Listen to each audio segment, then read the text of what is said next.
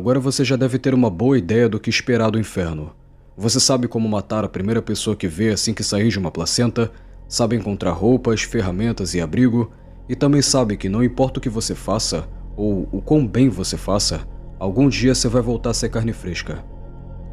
Diz é a maior cidade que você pode imaginar. Tribos lutam e morrem por território, e dar um passo errado é uma maldita sentença de morte. Eventualmente você vai ter uma boa ideia de onde deve ou não deve ir. Você vai desenvolver aquele tipo de inteligência de rua que precisa para permanecer um residente por mais um dia. Mesmo assim, existem alguns lugares em Diz que você deveria conhecer. Vamos fazer um pequeno passeio pelo inferno. Talvez o aviso prévio te faça algum bem. Permita-me falar sobre a primeira vez que vi a Rua da Pele. Eu deixei minha placenta na estrada, me levantei e já me preparei para lutar. Mas ninguém estava lá, nem sequer uma pessoa. Eu relaxei um pouco e olhei ao redor. Para você entender, a maioria das ruas em Diz são uma rede de edifícios labirínticos. Você passa a maior parte da sua estadia no inferno com a paranoia de que, ao virar a esquina seguinte, haverá alguém pronto para atacá-lo. Mas a Rua da Pele não é assim. É uma única linha reta, com apenas a chuva e a escuridão para dificultar a visibilidade.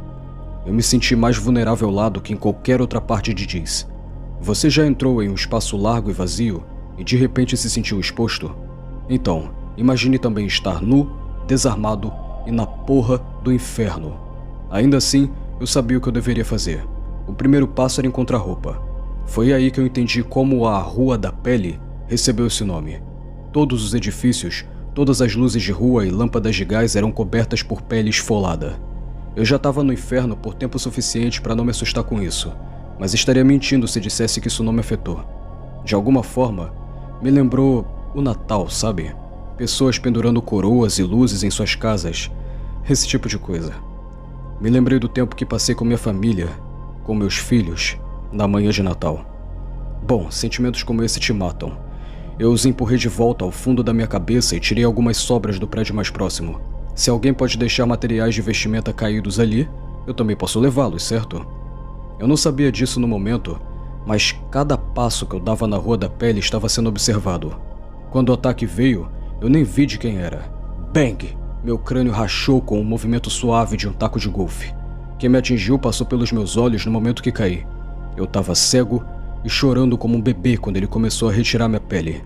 Mas é o seguinte, algumas pessoas são fodidas da cabeça até para os padrões do inferno. Os solitários, serial killers, perseguidores e psicopatas seguem para a Rua da Pele no final. Eles deixam seus ornamentos como isca para os ignorantes, espreitando nas sombras e esperando o melhor momento para emboscar.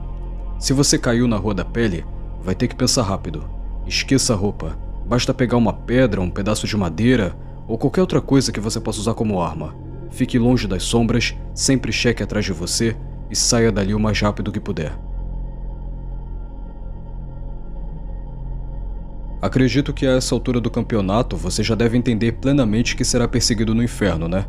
Isso é inevitável. Em algum momento você vai trombar com alguém maior do que você ou estará em menor número. E esquece uma briga justa. Se alguém pode te derrubar sem que você consiga lutar, pode apostar que é o que eles farão. É fácil perder o foco quando se está correndo por sua vida. Você pode acabar se esquecendo de prestar atenção nos seus arredores. E isso, meu amigo, é um grande erro. Os arredores das fazendas da perdição estão repletos de outdoors.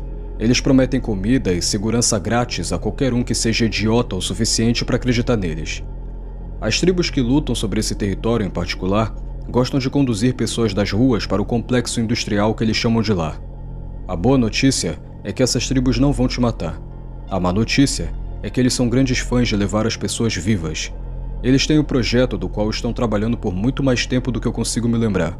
Eu não poderia te dizer quem originalmente decidiu que o inferno deveria ter organizado a produção de alimentos. Só que a ideia ficou atrapalhada e, ao longo dos anos, inúmeras tribos resolveram tentar fazer desse sonho uma realidade. Seja capturado por eles e você pode se preparar para um pouco de trabalho escravo. As tribos das fazendas da perdição tentam fazer uso das placentas como fonte de alimento. Eles forçam seus escravos a colhê-las das paredes, triturá-las em tonéis industriais, misturá-las com sangue, partes do corpo, água da chuva e qualquer outra coisa que possa criar um caldo. A vida de um escravo é curta, brutal e nojenta, principalmente quando esses escravos são utilizados como cobaias para o último preparo. Sabe, o líquido amniótico pode ser bebido se você estiver desesperado, embora beber muito seja uma garantia de que você vai esvaziar o estômago de cada orifício disponível. A carne das placentas é uma questão diferente. Eu não poderia te dizer exatamente o que são as placentas. Algumas pessoas dizem que são carne real, enquanto outros juram que elas são mais como um fungo. O que eu sei é que elas se regeneram ao longo do tempo. Coma uma parte da sua carne e ao longo dos próximos dias você vai criar uma nova placenta dentro de você. É um pequeno ato de misericórdia que você não viva o tempo suficiente para vê-lo rasgar sua pele. Você estará morto logo após o estômago explodir. Se você tiver sorte, seus dias como escravo vão acabar quando a tribo decidir que eles querem alguma carne de verdade. Eles não são tão estúpidos para testar o próprio caldo, não quando há escravos de sobra no inferno. Olha, eu não posso te forçar a ficar longe das fazendas da perdição. Só posso dar conselhos. E na minha opinião, se você acha que está sendo conduzido até lá, é melhor você tentar ou fugir ou pegar alguma coisa e cortar a própria garganta. Eu prefiro 1000 vezes o status de carne fresca do que passar outro dia nas fazendas.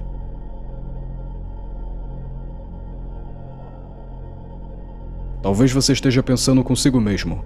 Ei, eu sou o tipo de louco que se juntaria a um culto. Existe algo no inferno para mim? Se isso for algo do qual você pensaria, o Jardim dos Ossos cuidará disso. Há um certo tipo de fanáticos religiosos que realmente pertencem ao inferno. E eu não tô falando dos padres que levam as criancinhas da igreja para uma parte mais escura. Eu tô falando dos caras que foram à guerra porque Deus ordenou que queimassem as mulheres por supostamente se juntarem com demônios. Quando essas pessoas chegam no inferno, elas são muito estúpidas para entender o que aconteceu. Por que enfrentar a realidade quando você pode fingir que é tudo apenas uma prova de fé? Muitos têm esse mesmo pensamento no Jardim dos Ossos. Dizem que o Jardim dos Ossos era uma catedral cercada por um cemitério que se estendia de horizonte a horizonte. Talvez seja verdade, não sei. Hoje em dia, é uma favela de templos e igrejas construídas a partir de materiais retirados das ruas. Em qualquer lugar que você olhar, encontrará fanáticos de olhos curiosos pregando sua própria versão retorcida de redenção e gangues de homens mascarados à procura de novos convertidos. A mortificação da carne é o principal passatempo no Jardim dos Ossos. Se você ouvir a cacofonia dos sermões, será informado de como a carne é perversa e deve ser purgada do pecado. Quão afortunados somos por receber um dever tão sagrado e quão afortunados somos por ter a oportunidade de nos redimir diante de Deus. As pessoas do Jardim dos Ossos tiveram muito tempo e muita prática quando se trata de dominar a arte da tortura e degradação. Eu não sou uma boa pessoa. Eu matei, estuprei e pratiquei canibalismo, mas posso te dizer honestamente que jamais conseguiria sonhar com algumas das merdas que acontecem no Jardim dos Ossos. Eu passei por lá por acaso uma vez e até hoje meu cérebro não conseguiu assimilar direito o que eu vi. Eu vi uma mulher, nua e amarrada, forçada a se ajoelhar e violada com varas de ferro. Um pregador costurou seus próprios olhos e os lábios na frente de uma multidão antes de cortar sua masculinidade com um pedaço de ardósia. Um menino, de talvez 14 anos, foi crucificado publicamente. Uma menina foi afundada em merda. Um homem mais velho tinha um pedregulho enfiado sob as unhas. Enfim, eu poderia enumerar 100 outras atrocidades feitas em nome da redenção. Fique longe do Jardim dos Ossos. As pessoas de lá decidiram que o inferno simplesmente não é infernal o suficiente para o seu gosto. Esqueça a redenção. Esqueça de Deus. A única maneira de sair do inferno é montando naquele pilar de fogo e assumindo um corpo vivo. Concentre-se nisso se quiser escapar. Os condenados não podem te oferecer salvação. Os condenados só podem te oferecer dor.